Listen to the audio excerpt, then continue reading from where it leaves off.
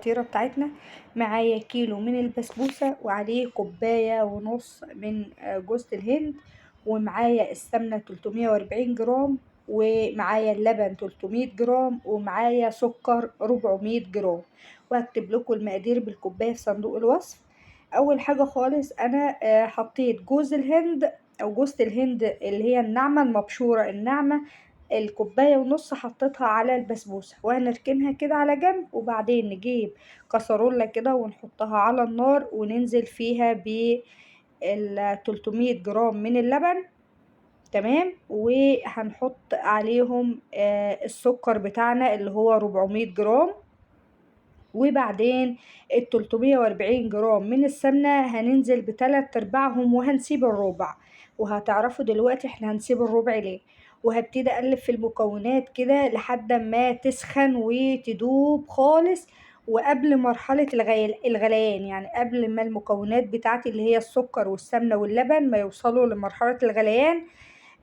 هفضل اقلب فيهم كده بعد ما اشيلهم من على النار عشان السمنة ما تفصلش عن السكر واللبن. وبعد كده بجيب عفوا خليط البسبوسة والجوز الهند وبحط عليهم ذرة من الملح، وبنزل بمقدار الربع الباقي من السمنة بتاعتي، يعني وليكن 40 جرام من 340 جرام. وببتدي اغلف حبات البسبوسة زي ما احنا شايفين كده، بغلفها كويس جدا لحد ما تبقى شبه حبة الرمل كده بالظبط.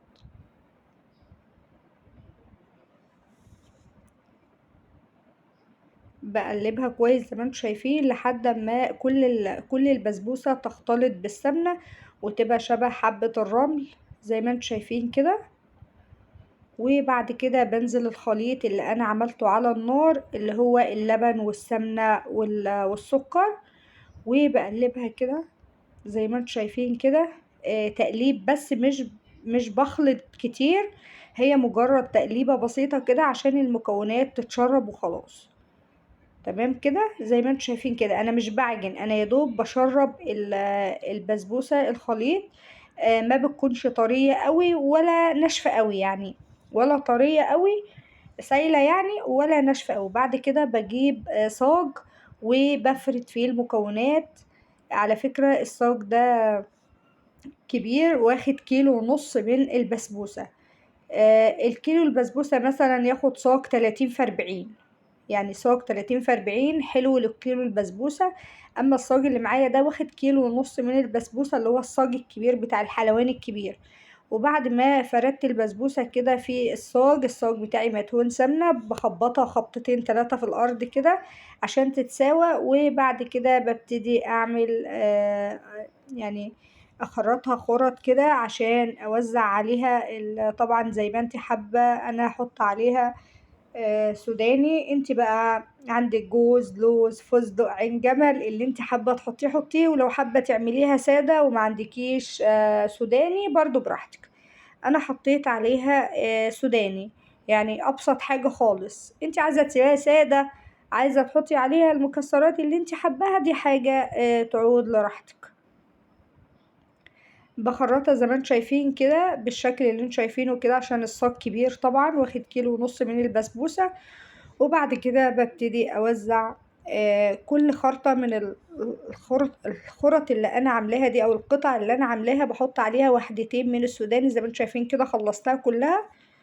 وبعد كده في تركاية حلوة قوي بتديلها لون وطراوة، يعني حاجة تحفة كده، ان احنا بنجيب شوية من اللبن وبنمسح بيهم الوش بتاع البسبوسة من فوق زي ما انتم شايفين كده باستخدام الفرشة. بسقسقها كده او بادهن الوش باللبن، بيخلي وشها كده يعني تحفة لون وطعم، وكمان خليه كريسبي كده وجميل قوي. جربوا الحتة دي. بعد كده طبعا هدخلها الفرن وابتدي اعمل الشربات بتاع الكيلو. بحط 3 كوب سكر وعليهم 3 كوب من الماء، يعني 3 كوبايات سكر و3 كوبايات من المية، وبرفعهم على النار عفوا.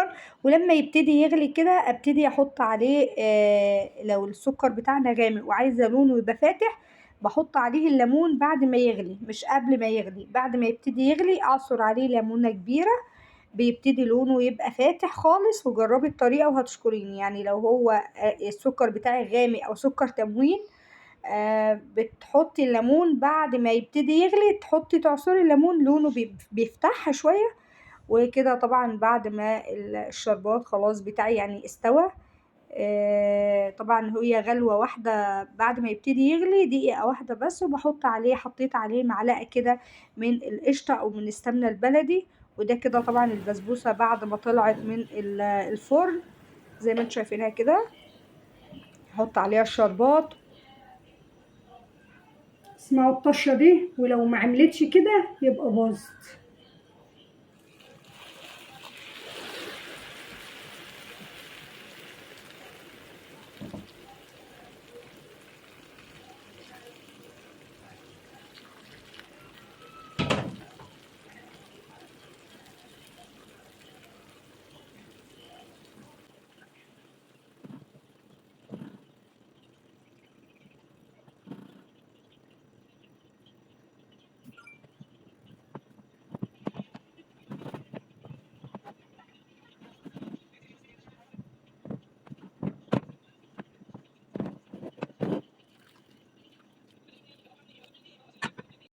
وهنا خلاص بعد ما البسبوسة شربت السكر بتاعها، شايفين اللون تحفة جدا وطالعة ما شاء الله.